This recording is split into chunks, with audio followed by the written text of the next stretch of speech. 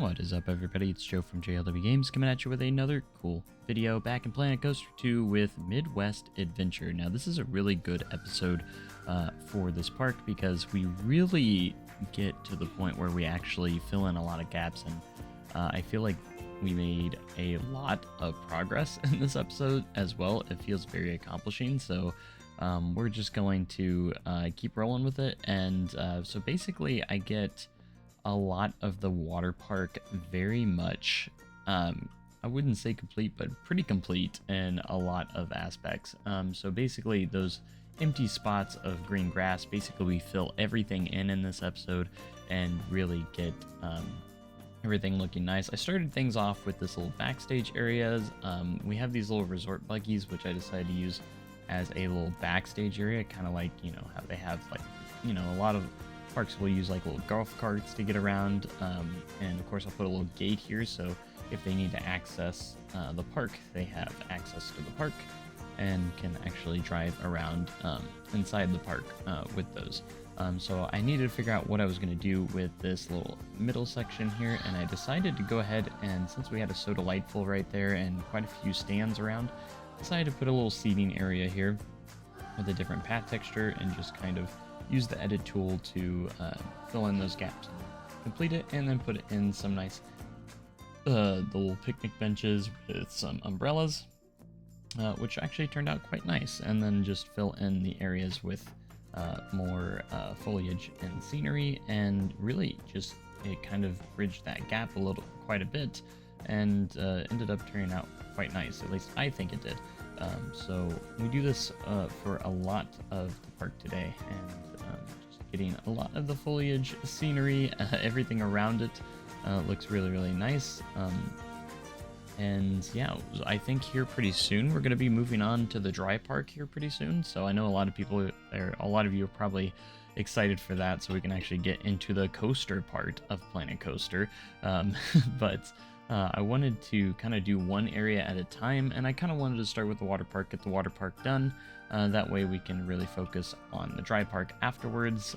So I think with the time that we've spent in the game, I think we've done a really good job at getting through this water park and getting it very well, pretty much completed. I wouldn't say it's complete yet, but I definitely think the areas that we've established are almost pretty much done.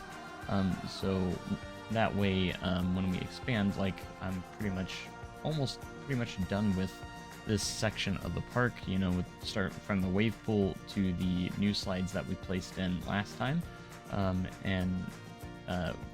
Like I said, I wanted to connect, do another entrance for the lazy river. That way there's two different entrances for the lazy river, and it kind of fills the lazy river up quite nicely. And we might do, I do want to do some sort of water coaster as well, and maybe one other slide potentially, and maybe some mat racers or something like that. And that will probably be good on the water park. That way they have a good amount of variety and attractions in there. Also, it's not in this episode, but I did update my tipping bucket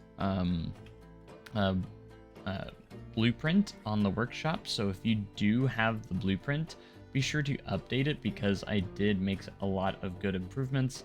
I did get the sequencer to set to where it tips every 30 seconds now, rather than continuously, and I also added a lot more detail to the buckets, and actually the water actually turns off at the top when it tips over, so it actually looks a lot better. And then I added water inside the bucket using those water pieces that they gave us as well. So be sure to update that if you have downloaded it, because it's a lot better now.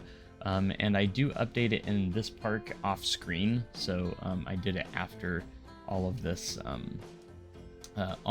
after this time lapse. I did it later off screen, so next episode you may not notice it, depending on if I actually focus on it or not. But we did update that tipping bucket with some nice updates. The bucket looks a lot better. I added, again, details to it, and it just looks so much cooler, I think. And then we got to this point here, where we're kind of getting close to the dry park a little bit, and I decided that we are going to kind of build like a little bit of a wooden fence to kind of get those apart. But first, we're gonna go ahead and create a little entrance sign for the slides, and I couldn't come up with any, spectacular name for these slides. Everything in this park is going to be very generic, and that's kind of the idea of this park.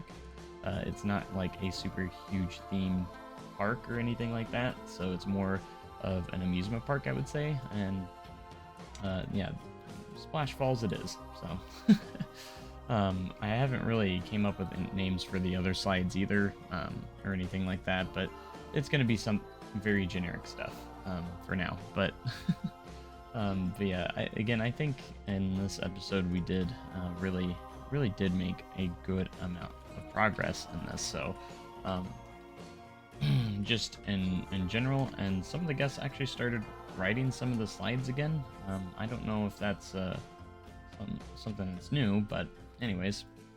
But here we go to the wooden wall here, or the wooden fence, that I wanted to kind of separate the dry park from the water park here, and just kind of give that barrier here where you can, that kind of like separates the two here in this spot, because they do get a little close right here. And this is kind of where we're going to start adding on to the dry park at some point as well, and build it further back, because the water park is going to be off to the side, where we have it kind of like right now. So and there was a lot of foliage placing and stuff like here. Now I know I could use the scenery brush, but sometimes I'm very precise with when it comes to my foliage and everything. So I have like a specific way I want it to look, and I don't want it to be randomized. So but I will utilize it at some point when I build stuff around the park. So but yeah, I went back in, still trying to make sure I'm lighting up the park really well at night, so kind of update a few things here and there with some lighting. And then I was like, there's area on the right here, or just like next to the entrance of the water park, needed to be established as well, trying to figure out what I wanted to do there. So I decided to put in a service gate, and we're going to have a backstage area right behind it, with a little bit of an employee parking lot, like a small employee parking lot of some sorts. Basically just filling this in with a nice little wavy path that kind of connects everything together, and just some more foliage, scenery, and path essentials basically is all this is going to be. So again, nothing too fancy here, but like it does go a long way when you like actually just kind of do these kind of things. And really, I wanted to make sure there was a lot of paths everywhere too, to kind of help with any sort of congestion with guests, because this park's actually been pretty good with that. I know a lot of people have had issues with the game with a lot of the guests kind of crowding up in some areas, but they've actually dispersed pretty well evenly around this park. There's a few spots here and there that get a little overcrowded once in a while, but you got King Coaster, who I also placed down earlier because he is the mascot of the park. So I also decided I need to put a little cover, because I never did put a cover on top of this slide. So we did go and put a little roof cover on this slide, because I think it looks quite nice as well. And just with the metal framing, and get a little light up there, and that way it's not too dark for our ride operators and guests that are going down the slide at night. So and then I also like to add like a little fence there as well, because there's always a big opening that when you put down those stairs. So and then I wanted to kind of try and hide this backstage area just using a lot of scenery and foliage, so if guests are walking around, they won't really be able to see those water pumps and water filters, power generators, all that stuff, because it does look pretty nice right there. I do try to mess with the flumes a little bit, again, trying to get people to ride them or checking in on them. And then I wanted to do something with the wave pool, because the wave pool was still kind of bland to me. So I decided to do some nice bit of rock work going in the outside of the wave pool, just to kind of add some nice atmospheric pieces here around the wave pool, to give it a nice atmosphere with rock work, and just more, again, scenery and foliage just around the wave pool as well. So that looks quite nice, and just nothing too fancy either, like just a little bit here and there, just going around the pool and just making it look quite nice. And then of course I wanted to cover up that water filter here in a moment too, but after we figure out all of this over here, and I also did kind of finally get that little tiki bar open over there. I still want to add some more details to it, but it is at least open at this point. So yeah, so looking quite nice right in this area. And then I noticed it was very dark around where all the lounge seats are, so wanted to add a little bit of lighting there. That way our park is really well lit at night, and just filling in, again, this was a big filling in the gaps kind of episode where we just kind of detail everything up and finish a lot of stuff up, at least make it look like it's finished. So yeah, so, and then just to finish off this episode, I wanted to maybe kind of get started. I didn't really do much here, just kind of to get an idea started for a little maybe employee parking lot here, and that's about it.